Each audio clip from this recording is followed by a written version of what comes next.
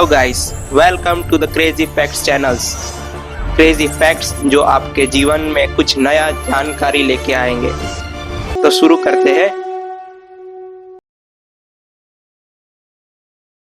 गणपति बापा का नाम लेके गणपति। तो इस गणेश चतुर्थी के अवसर पर हम गए थे मुंबई, जिसे गणपति की सिटी कहा जाता है।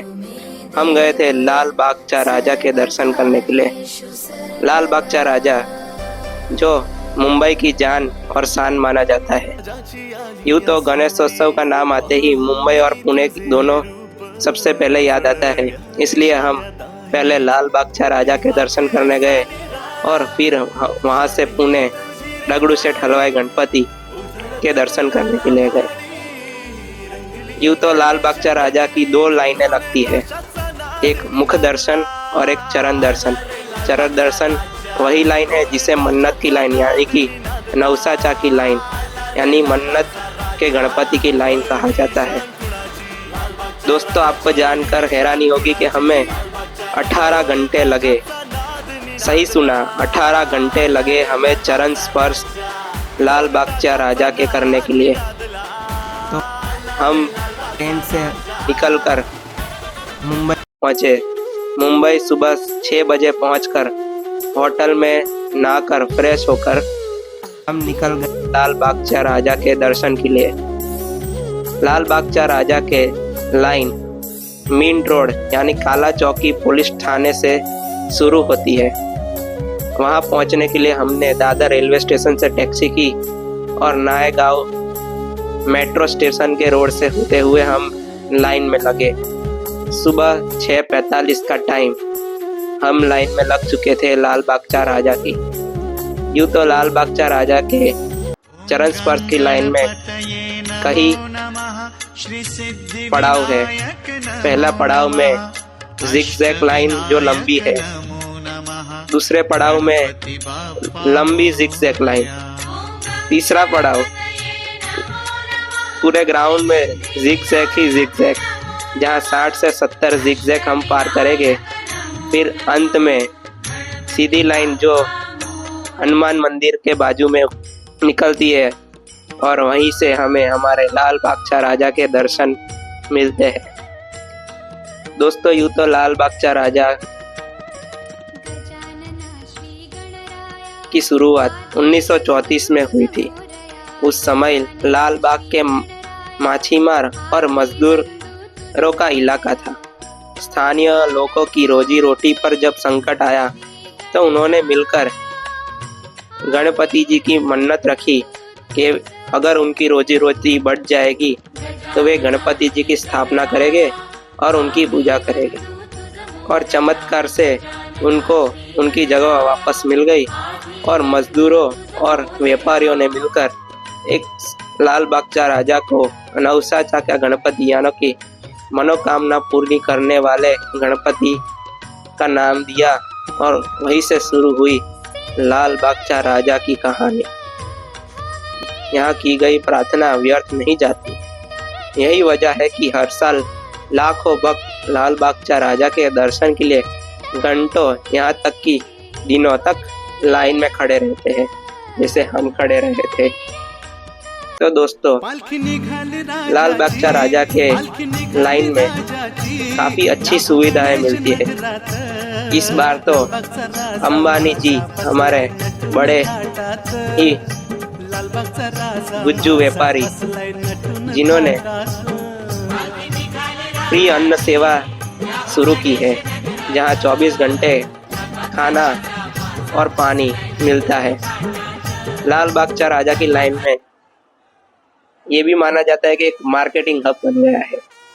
लाइन के अंदर अलग अलग पतंजलि और सोफ्रोमाइसिन, बर्गर किंग, यहाँ तक कि हल्दीराम वालों ने खूब सारा प्रचार किया है और उनके तरफ से फ्री में बहुत सारी चीज़ें भी मिली और हमने उसको लेके घर पर भी आ गए।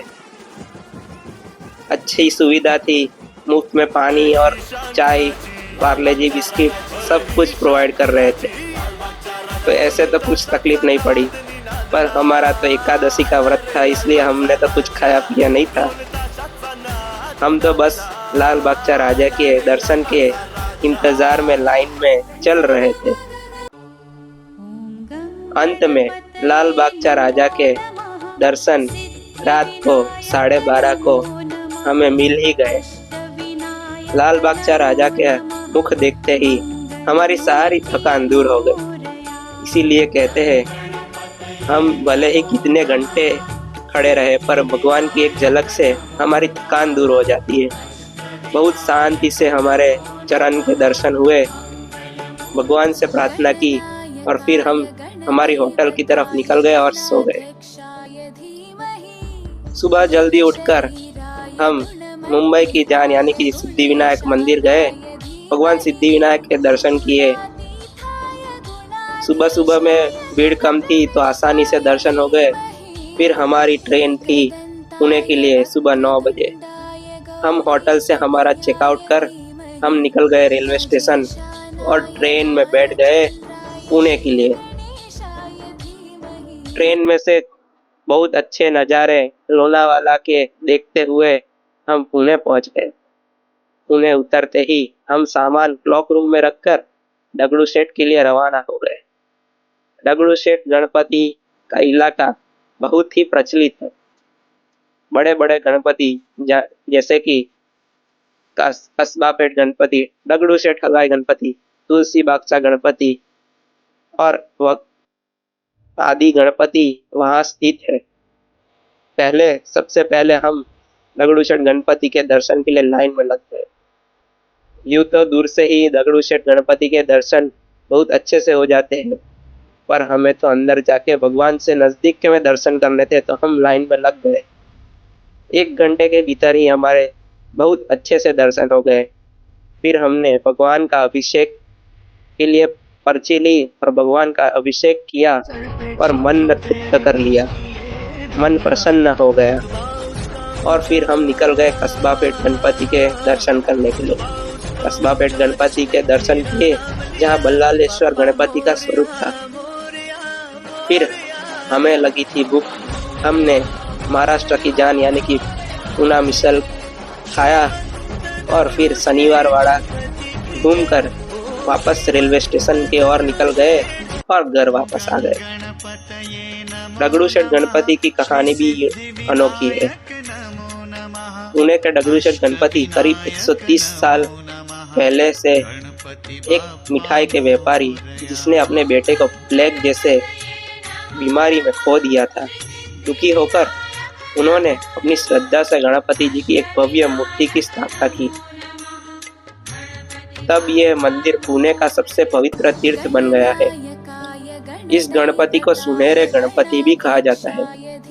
आप वीडियो में देख ही पाते होंगे क्योंकि यहाँ हर त्योहार में सोने चांदी के आभूषण से गणपति जी को सजाया जाता है। लोकमान्य बाल गंगाधर तिलक ने जब गणेशोत्सव को स्वातंत्र्य संग्राम का सामाजिक उत्सव बनाया तो डगड़ू शेठ गणपति ने भी उस आंदोलन में अहम भूमिका निभाई थी।